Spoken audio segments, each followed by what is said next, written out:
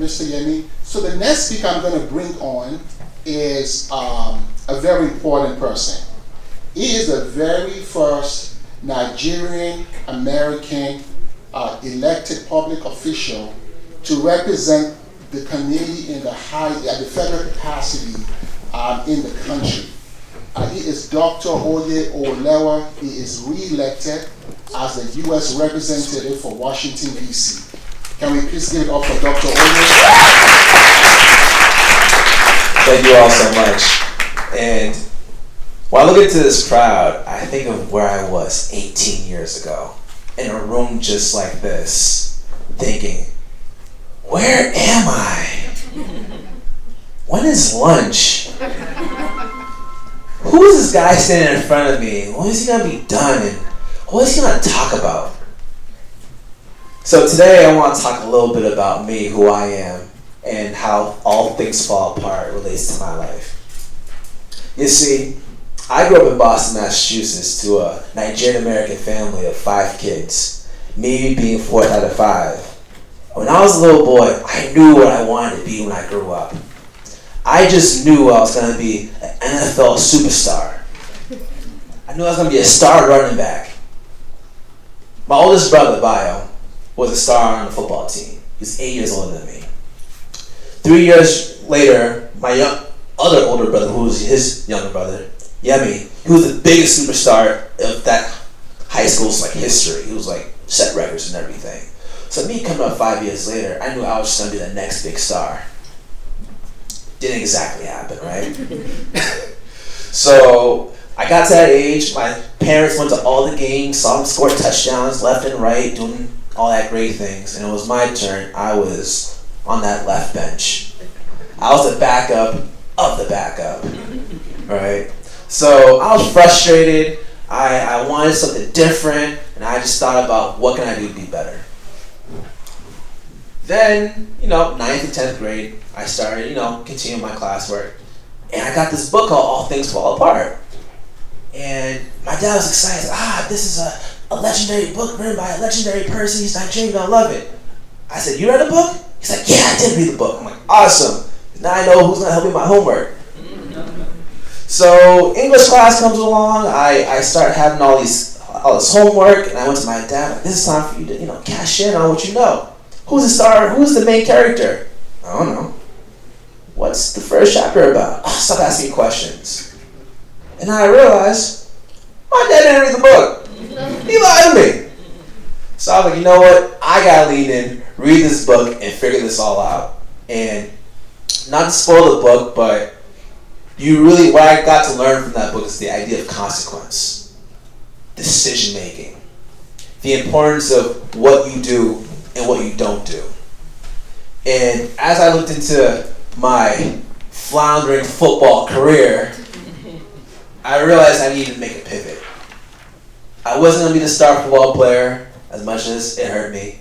I wasn't going to be the captain of the team as much as it hurt me.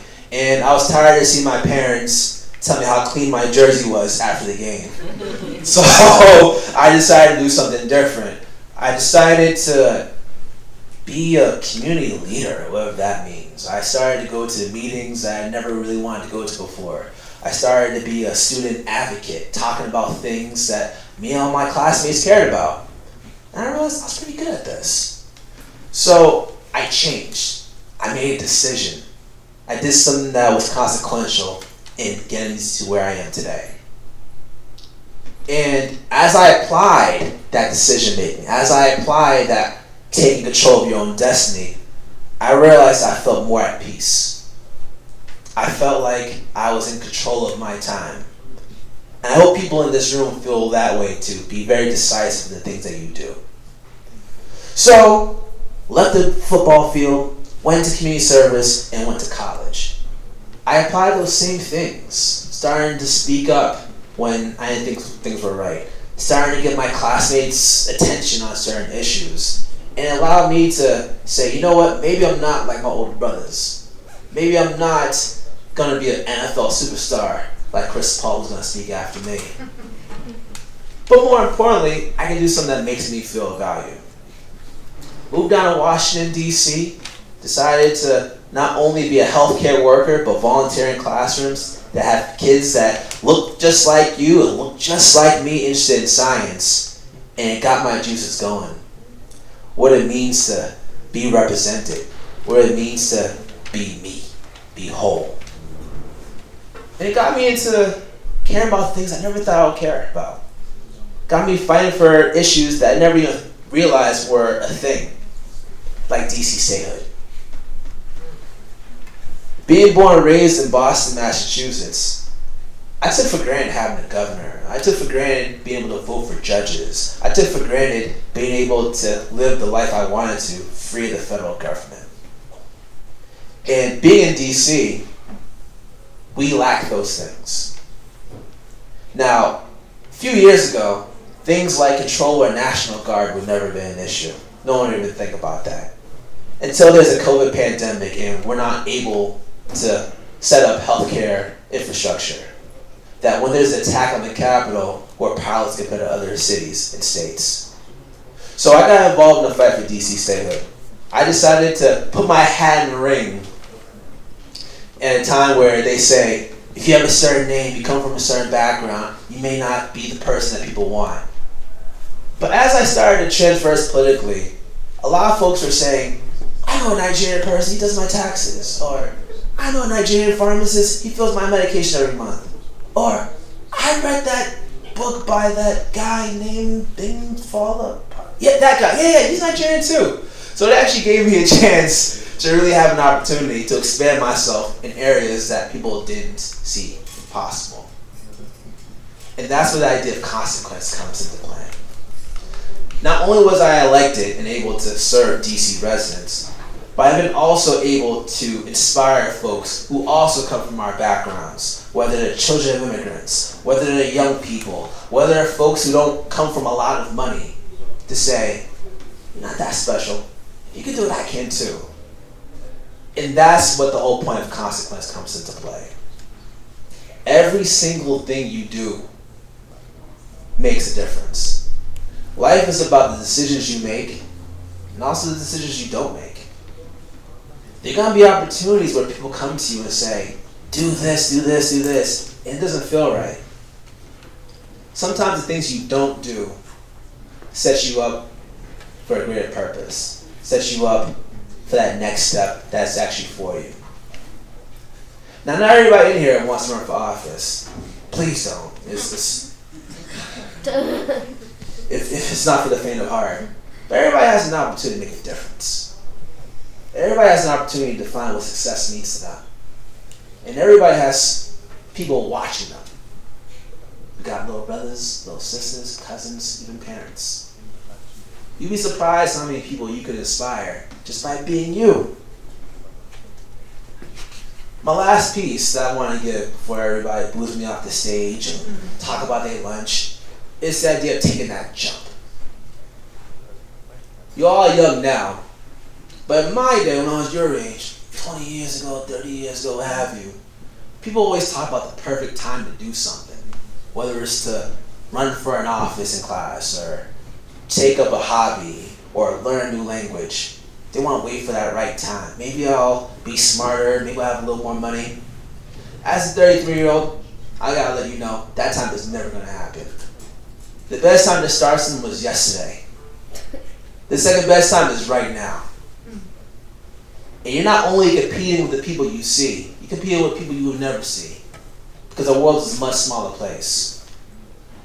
Now I'm not here trying to scare you, but hopefully just give you that urge that if you ever wanted to try that new hobby, just go for it. The very first race I ran, I was down by the end of the election by 1 vote. I was embarrassed. I thought I was the smartest guy in the world. But then I realized when I knocked on my neighbor's doors, they didn't care. They was like, whatever you get next time. Oftentimes, we are thinking that we're the center of the world, and if we don't succeed in something, that people are going to make fun of us till the cows come home, and all of Instagram is going to call me a failure. But people move on. Use that as your strength. Try and fail. Fail again, and fail again. Because once you succeed, all people are going to be on your side anyways. So make sure you take that jump, because you never know where you'll land. Again, my name is Dr. Oye Oyewale. I'm the U.S. representative in Washington, D.C., the first Nigerian American to be elected in federal capacity. But most importantly, somebody who just took a jump. I see a lot of jumpers in here. And you, like I said, you will be surprised where you land and who else will jump because of you jumping. If you guys haven't finished reading the book, All Things Fall Apart, just keep in mind that consequences matter. There are certain things that the main character did that set him up for positive and set him up for negative.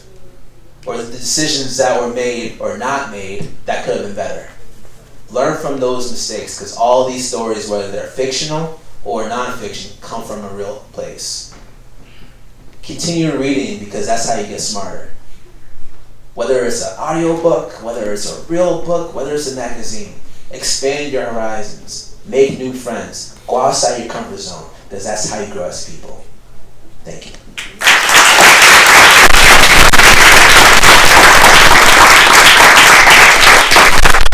Excellent. Who feels like they can't wait to run for office after that office? I definitely can't wait. It's so amazing, so inspiring.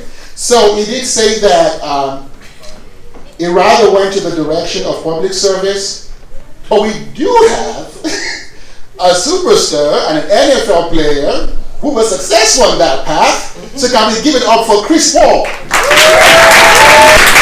Good morning, ladies and gentlemen. Wow, I mean, it is such an honor to stand before you all today. My name is Chris Paul, and I'm a Nigerian American NFL player for the Washington Commanders. I see you back there with the Commanders. Hey, yo, come on. Big win last night. We beat the Eagles.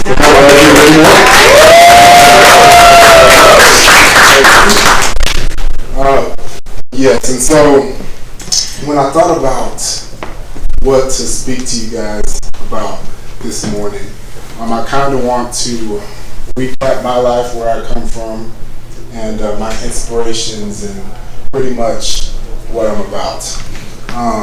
So as I mentioned, I am Nigerian American. I was born in Houston, Texas. Around when I was 5 or 6, my family decided to pack up and move back to Nigeria. And so I actually got to live in Nigeria for about 4 to 5 years before coming back before 5th grade. And so as you can imagine, 5 to 6, those are very developmental ages. And it really that's where you're knowing who you are, what you're about.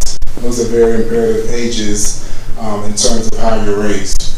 And so having that experience and getting to bring it back here to the United States was one of the best things that my parents ever did for me. Because as you can imagine, a lot of our values are probably a little bit different when you think of the values of education, when you think of the values of discipline, how things are in the household. All of that was extremely beneficial. And so when we fast forward a little bit and get into high school, I see a lot of 9th and 10th graders in here, if I'm not mistaken. 10th grade. 10th grade, okay, 10th grade. So when you get into anything like junior year, that's when you start thinking about, okay, what am I going to do with my life? Where am I going to go to college? I mean, I was sitting right where you guys are sitting centuries ago in 2017. And, I mean, it can be really tough. And so I started to have a conversation with my mom, and I was like, Mom, I don't know what I want to do. I played football. I've played football for a while. What if it doesn't work out? What if? And one of the best things my mom ever told me, and it stuck with me forever, and it's the reason I am where I am today, is she told me, don't put all of your eggs in one basket. Don't put all of your eggs in one basket. If you're anything like me, or if you are just the way you are, it's okay to be passionate about more than one thing. don't have to choose one. How many of you are involved in extracurricular activities in the field school? See, look at that. You don't have to focus on economics or trigonometry or decide that all you want to do is choir. In high school, I was probably involved in every organization under the sun. I was involved in student government. I was the president of my class. I liked music. I was in choir. I was on our football team. Everything in between, right? You don't have to choose more than one thing. And so when I started to play college football, I went to the University of Tulsa. That was a big thing. You probably would not see, unfortunately, a lot of Division I football student athletes that are like involved in other things besides their sport. Because what do you think? Oh, being a Division I athlete is pretty hard. Like, there's not much else you have time to do, right? Besides school and football or whatever sport it is that you play. So when I got to Tulsa, I took what my mother said with me, and I decided that I wanted to be someone who broke down those barriers, someone who dismantled those stereotypes. And so at the University of Tulsa, I was involved in a lot of things around our campus community, within the city of Tulsa, within our athletic conference at large, right? I was in major-based organizations. I was a university ambassador. I was our athletic conference's representative to the NCAA. Right? I didn't have to choose one thing. What did I major in? I wanted to major in computer information systems with a minor in cybersecurity. And we have a great cybersecurity program at Tulsa, and that's what I got my degree in. I didn't have to choose one thing. It didn't stop me from standing before you guys today as an NFL player. As a fresh rookie who was just drafted to the Commanders. It didn't stop me from doing that. I didn't have to choose one. And so what I'm here to tell you today is not to put all of your eggs in one basket, right?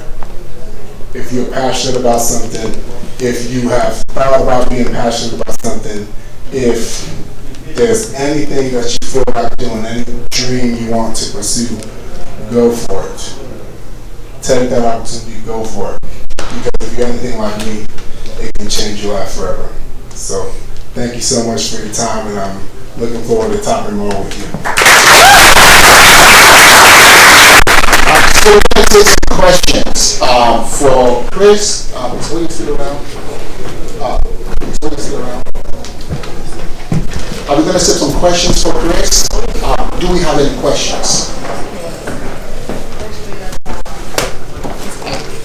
Okay, yes. So I was going to ask, did you like start a significant amount when you played at Tulsa in college? Great question. So, as a Division I football student athlete, coming in as a freshman, I'd say about 90% of freshmen coming in do what the NCAA describes as redshirting.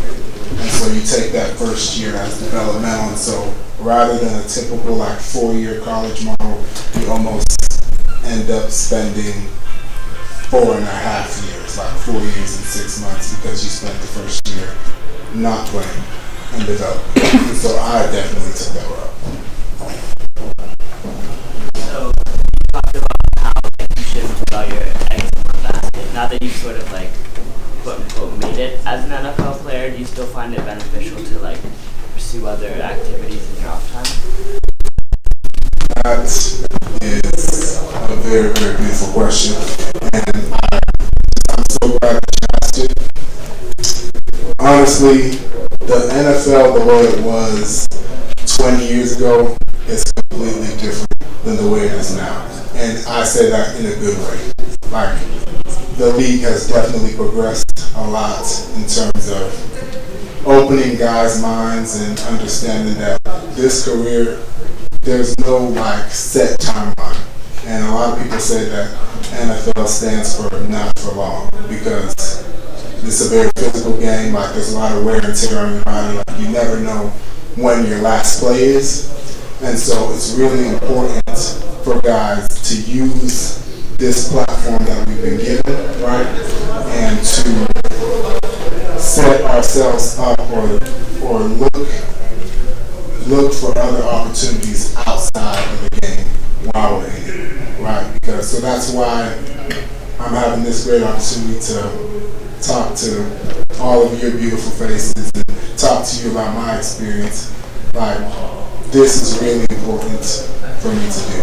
Like, I just had a game against the Eagles last night, got back at 2 a.m., but I wouldn't want to be anywhere else but right here, right now, and having this type of opportunity because it is important. And I don't know when my last play will be, but what I do know is that I'm definitely going to sow a lot of seeds and look for other opportunities outside of the game. So that way, when I'm done playing, it's not like I'm having this identity crisis where what do I do with my life now? There's a lot that I can do with my life. How do you think your Nigerian culture today? Great question. So for me, I have a lot of Nigerian ties. So luckily, just like I was alluding to earlier, connecting here with the Nigerian Center when I was drafted here was extremely important for me, right? And getting in touch with the Nigerian community here in DC. Like that's something that's extremely important and I'm doing it right now. I'm living in that right now. And then I also have, I'm sure you can, I have a really big family. Really large, like there's cousins that I don't know, like just all crawling all over the house. You know what I'm saying? So, oh, really big family. So trust me when I say I know everything that's going on and I'm very connected and I mean, when we go home during Christmas time, like talk about having nowhere to sit, like it's packed, you know what I'm saying? Like I'm very connected. So that's how I say it. Here and here and then over there. What you like? Do you manage your time? Do you have so many different things? Yes. Time management. Start working on it right now. Do any of you have the calendar app in your phone? Please use it. Please use it. Like, I'm telling you, the calendar app is my best friend. Like, it lets me know everything that I have for the day. I can set my own schedule. So if you're anything like me, let me just tell you a typical, like how my schedule was at the University of Tulsa. So on a typical day, let's go Tuesday. Let's go a Tuesday off-season day, right? I'm going to wake up at 5 a.m. I have morning workouts at 6 a.m., breakfast at 8 a.m., class from 9 to noon, practice from probably 2 to 6, including meetings and what you have to do afterwards. And then if I didn't have math class in the evening, usually that's probably a day where I would be involved in some type of organization that might be meeting at 7 p.m. Maybe we might have an FCA meeting at 9 p.m. and then I get up and I do it all over again. Now, your schedules might not be that intense, and that's fine. It doesn't have to be. But I'm telling you that that kind of organization and using a calendar to be able to do all of that is extremely important. It's a great way for you to manage your time and make sure that you're also not overwhelming yourself and doing what you personally can handle.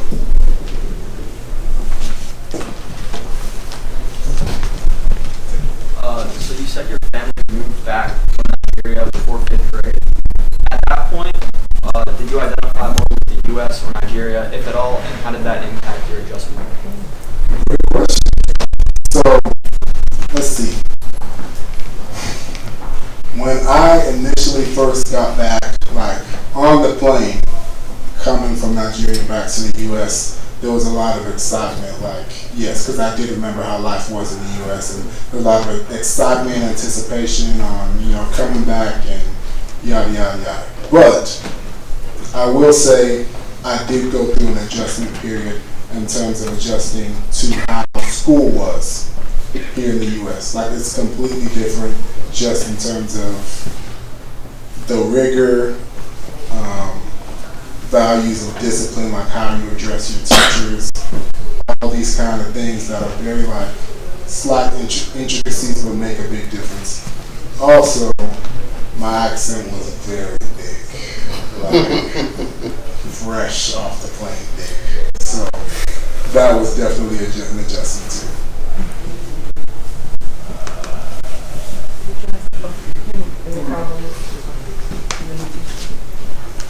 Right here. Oh, thank you.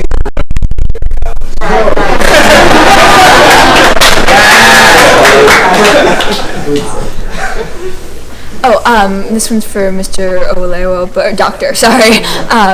But how do you think like your background, both as a Nigerian American and someone who's worked in healthcare, influences the way you approach your role as a representative of DC? What I want to do as a representative is bring my entire perspective to the lobbying process. Being a Nigerian American or being a healthcare worker or being a millennial, I wanted to not only bring myself but the people around me into this space. So as a healthcare provider, we actually made sure that people had more vaccine access during the pandemic when there was a shortage. We're also including healthcare workers at a point where they can meet quarterly to talk about policy and discuss, opportunities to serve the community. Being a Nigerian American, I say I have 700,000 constituents in DC, but the Nigerian communities, they step up and get me on my phone calls. So I always have to step up and make sure that we're doing things for the community as well. And that's why it's important to be involved with Nigerian Center, or even just make sure that regardless of where someone lives, I'm able to connect them to their folks. So the easiest way to answer the question is that I just bring all of me into the role, because without that, what other opportunities were there to have healthcare workers elected? And that's the kind of approach I take on a regular basis. So thank you for that question. I want to make sure that we can't get our chance, but I have two questions. Neither one of you can answer. One is, you talked a little bit about differences in values. So what values would you attribute specifically to Nigerian cultures that have fared you well in your life? That's one. And then the second one is, the major issue in the novel is masculinity. And I'm just wondering, how does that compare to sort of modern day ideas around masculinity in Nigeria? Is the character like Okonkwo sort of an outlier, or is he more like a central type of representative? So I'm going to answer the first question and the second one because that one's harder. So in terms of the wait, can you repeat the first question? First question is the value that you would attribute to Nigerian culture that has fared you well. Yeah, I'll give one example. Both my parents having professional jobs. My mom was a civil engineer. My dad was a medical technologist dealing with blood banking hospitals. So I grew up with that sense of professionalism. Having three older siblings that went to college and grad school, it made it that college wasn't just an exciting opportunity. That was the requirement to even fit in. And I enjoyed that, but I also realized that I couldn't take that for granted. You see, when I moved to Southeast Washington, D.C., where I live at, I saw kids that looked like me, that grew up in the same neighborhoods like me, but didn't have that parental experience I had. So the very first thing I did was volunteer in elementary school to give kids that professional scientists in front of them that I grew up with. So it wasn't as if my background was just to be celebrated, but it was also to be shared. Because if I can't pass on to the next level, then who am I? And my parents, taught me growing up that your wealth isn't about the accumulation of your resources, but how many people are impacted by the things that you've done. So I approach that to community service, and also approach that to just being a good neighbor. Great answer. And then to answer the second question, I want to preface it by saying there's a lot of benefits that come with being Nigerian American and living in Nigeria and getting to have that sort sort of different perspectives, I would say, because there's definitely things that I can point to, specific subjects, specific things that I can point to and say, living in Nigeria benefited me in this way, and coming back over to America and being able to compare and say, I think I align more with these values over here on this subject as opposed to over here, right? And so when we think of the topic of masculinity, for me, personally, what I've noticed is that, honestly, both over here and in Nigeria, like, values of masculinity can be a little bit more on what we would call like toxic, or like a little bit more in what we would not necessarily like agree with all the way, if you know what I'm saying. And so for me, being over here and being able to have education and go to different areas, just learn and grow as an adult, I've been able to learn about different views of what masculinity should look like, how to embrace what we call intersectionality, how to not be one-dimensional, and a lot of different ways that are almost antithetical to the typical old traditional way of what we view masculinity. And so I would say that my upbringing as a Nigerian American has really helped me have a much more holistic, well-rounded view.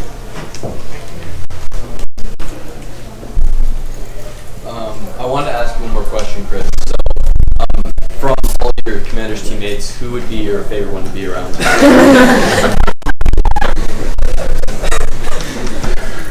Great question.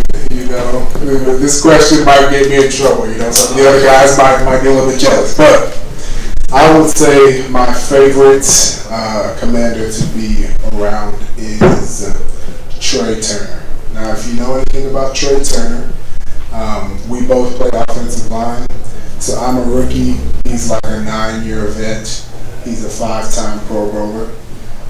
So he's definitely someone who has served as a mentor to me. As you can imagine, coming here, I've never been to Washington, D.C. prior to being drafted. And so coming here as someone who doesn't know the ropes, doesn't know what coaching in the NFL looks like, doesn't know the expectations, he's definitely been someone to take me under his wing, teach me everything, talk to me about life and how to conduct myself on and off the field. So that's what I would say. What is your favorite single act?